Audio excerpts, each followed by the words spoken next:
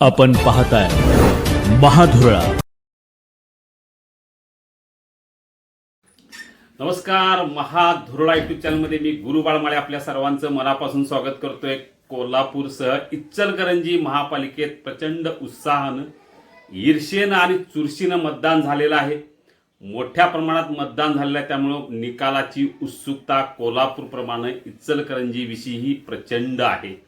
कारण इचलकरंजीत भाजपचं हवा निश्चित होती, पण या हवेला रोखण्यासाठी इथं शिवशाहू आघाडी अंतिम क्षणी स्थापन झाली आणि या आघाडीनं शेवटी महायुतीला चांगलंच कडवं आव्हान उभं केलेलं आहे. म्हणजे पहिल्या टप्प्यात शिवशाहू आघाडीला उमेदवार मिळणार का अशी शंका होती, कारण पहिल्याच दिवशी आप बाहेर पडला, वंचित आघाडी बाहेर पडली. त्यामुळे शिवशाहू आघाडीचं काय होणार अशी स्थिती तयार झाली होती. पण 15 दिवसात शिवशाहू आघाडीनं अतिशय चांगलं कडवं आव्हान भाजपसमोर उभं केलं.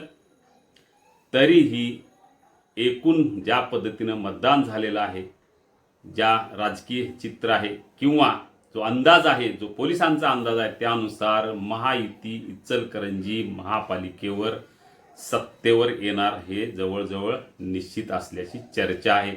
म्हणजे महापालिकेची स्थापना झाल्यावर पहिला झेंडा महायुतीचा इचलकरंजी नगरपालिकेवर लागण्याची चिन्ह आहेत.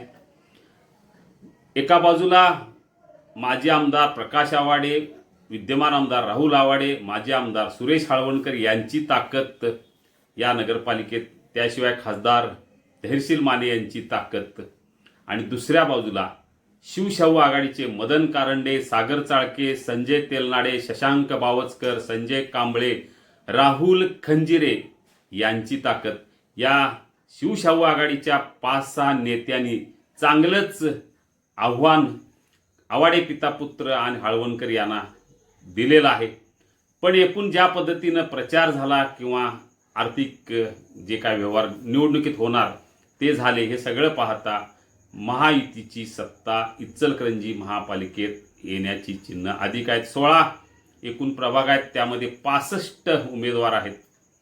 म्हणजे 65 नगरसेवक निवडून येणार. त्यामध्ये साधारणतः 40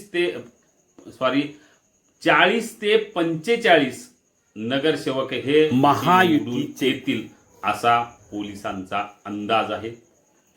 यामुळे सत्ता ही महायुतीचीच येणार आणि शिवशाहू आघाडी ही विरोधात राहणार.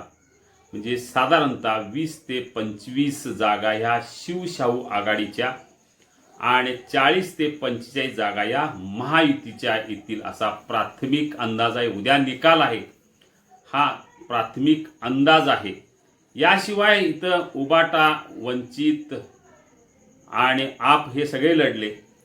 एकूणच प्रभाग मोठा होता. 12,000 ते 22,000 लोकसंख्याचा मतदारांचा हा प्रभाग होता. त्यामुळे अनेकांना कमी दिवसात मतदारांच्यापर्यंत पोचणं अवघड झालं.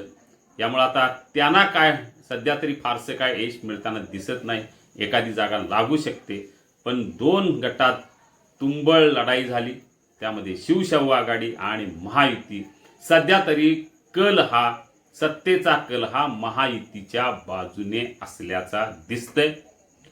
पाहूया उद्या निकाल आहे काय होते आणि नेमकं इचलकरंजीवर महापालिका स्थापन झाल्यावर कोणाचा झेंडा पहिला फडकणार. उद्याच निकाल जाहीर होईल. तंतोतंत अंदाज खरा ठरणार की काय होणार हे उद्या निश्चितपणे कळेल. धन्यवाद. आपल्याला अशाच राजकीय बातम्या हव्या असतील तर आत्ताच सबस्क्राईब करा महाधुरळा यूट्यूब चॅनल. धन्यवाद.